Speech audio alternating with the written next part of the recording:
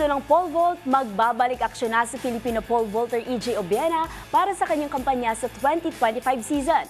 Magugunit ang ilang buwang hindi nakapaglaro si EJ dahil sa inindang spine injury noong nakaraang taon. Ang mga detalye sa report na ito.